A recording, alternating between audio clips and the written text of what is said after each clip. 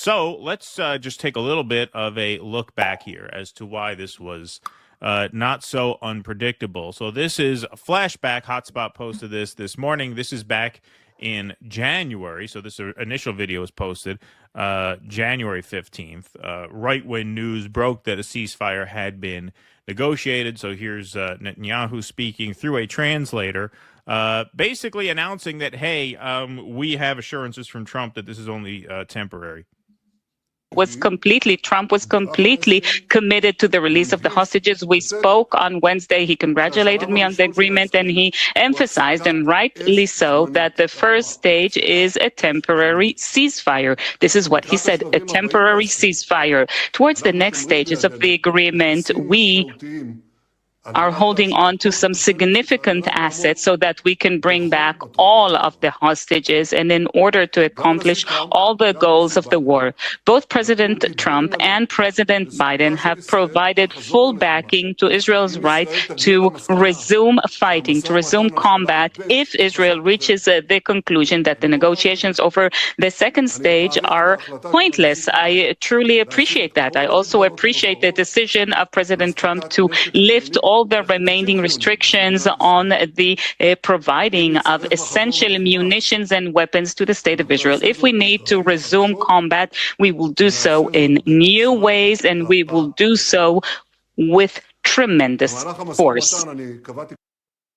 So there you have it. That was in mid-January. And then, of course, in mid-February, a month after that, this was something that we think did not get enough attention. But you remember when Donald Trump tried to change the deal, he said, if all hostages aren't back by Saturday at noon, I'm going to encourage Israel to just break the ceasefire and go in, guns blazing, gates of hell. And so he tweets this out.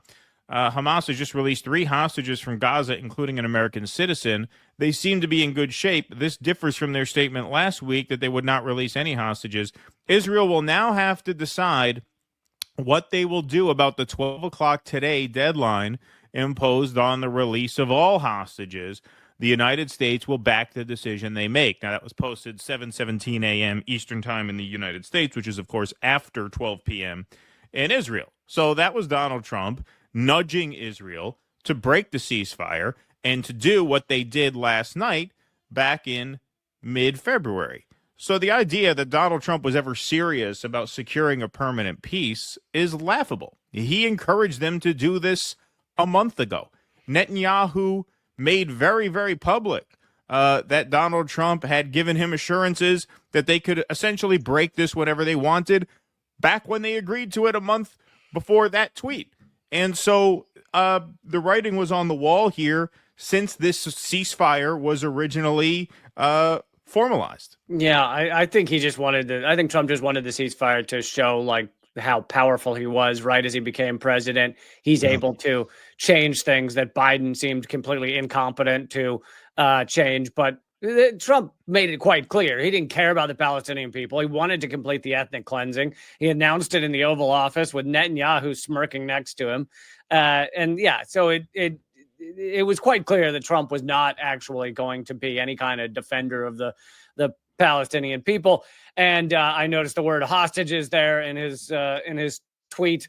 I assume you guys have probably talked about in the past how Israelis in Gaza are called hostages and the Palestinians are called prisoners. Prisoners, yes, right. Clear difference. You know, Israel doesn't take hostages. They only take prisoners, even though they had 5,000 before October 7th even began, many of them children. I mean, it is funny how when they report these hostage releases from Israel, you know, Palestinians released, I think a lot of Americans go, wait a second, Israel released 400 women and children? Who are these people? Right, Where yeah. do they come from? Like, people are so confused as to what people Israel had to offer. But they have thousands of Palestinians, many of them not charged with anything. But even the ones that have been charged and so-called convicted, reports of what that court system looks like is 3 Israeli judges will often hear a case for 60 seconds or less and decide 99.6% of the time that the person should be locked away for years. It is a laughable kangaroo court for holding hostages that Israel's been perpetrating for years and years and years.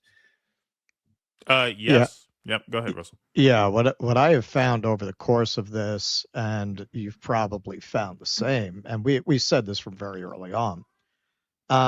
This is creating more anti-Semitism than I've ever seen in my life, and the Zionists, while creating it or hiding behind it, is a justification for their actions. If you've got the people pushing the narrative that Jews are evil, that the Yazis had a point, that they were trying to control these people because look what they'll do if you let them loose, that there's a shadowy network of these people around the world controlling governments and manipulating the economic system.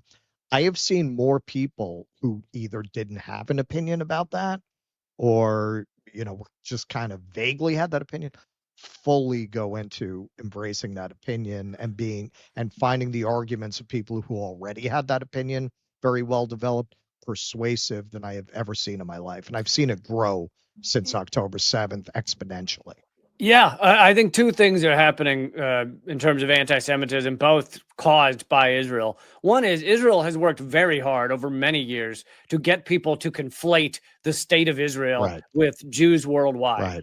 And by doing that, then all of their behaviors become the behaviors of all Jews, and therefore criticism is anti-Semitic, etc. Well, that means that now as they commit mass genocide in such a horrific way, that success of that propaganda makes people around the world go, oh, the Jews are doing this, as opposed to Israel's doing this. And the West doing it. Yeah. Right. Yeah. Really Israel along with the US government. And so that has created anti-Semitism because Israel's been successful with their garbage propaganda. Then the second thing that has gone on is they have greatly diluted what the term anti-Semitism means. When Israel and our U.S. propaganda and so many others point at anyone who's critical of a genocide and say you're anti-Semitic, or a protest against genocide is an anti-Semitic protest, then the people who are less informed have no idea what the term means anymore. It begins to mean essentially nothing. And so it actually completely destroys a term, which is important if you want to fight actual, real anti-Semitism. You need an actual, real word and understanding of it. And all of this is caused by Israel. All of this is caused by their theocratic apartheid doomsday cult. What could be more damaging than for people to think Judaism is synonymous with the images they're seeing coming out of Gaza? That's by definition what Jews are for. It's very dangerous. It's horrific. And as I mentioned before, there are millions of anti-Zionist Jews. There are millions of Jews around this world who say Israel does not speak for me, who are just floored by how disgusting Israel's behavior is. And we should not all be grouped together as one thing. Please clap.